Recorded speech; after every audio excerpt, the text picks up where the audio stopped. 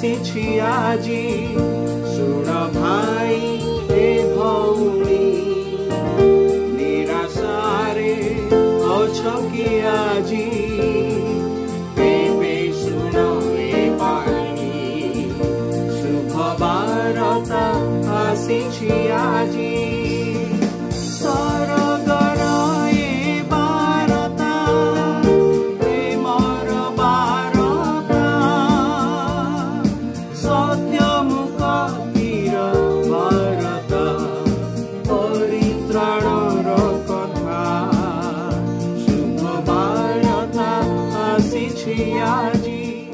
प्रिय श्रोता बंधु, प्रभु श्रीख्रीष्ट अति श्रेष्ठ नाम आपको शुभेच्छा। प्रभु श्रीख्रीष्ट अपना सेवा कार्य समय एपरी कहले, मोहर प्रेरणकर्ता इच्छा साधन करने और ताहंकर कार्य समाप्त करने, यह ही मोर खाद्य। प्रभु श्रीख्रीष्ट शत्रु हस्त समर्पित हवा रात्रि से प्रार्थना रे अत्यंत व्याकुल होउथिले।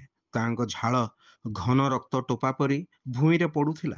से रात्र प्रभु प्रार्थना रे कहले, मोहर इच्छा नुहे बरं तुम्भर इच्छा सफल हो। अर्थात ईश्वर निरूपित योजना और पूर्व ज्ञानानुसार ताहांको धरागला।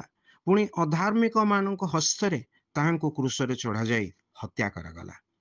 ईश्वरंकर एही योजना द्वारा पापी मनुष्य को परित्राण और पाप क्षमा प्रदान करा जिवो।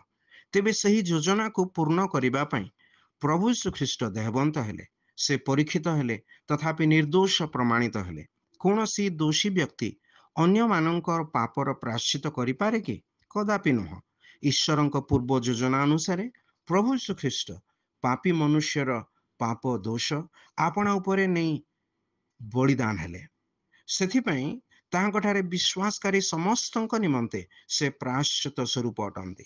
पवित्र बाइबल रो जॉन लिखित सुसमाचार 19 अध्याय 30 पदरे प्रभु श्रीख्रीष्ट ईश्वरंकर योजना को कार्यकारी करी समाप्त करिथिबा आमे एहीपरि पाठ करू। सेथिरे जीसु सही अम्ल रस पान करी कहिले, समाप्त हला। आउ से मस्तक अवनत करी प्राण त्याग कले।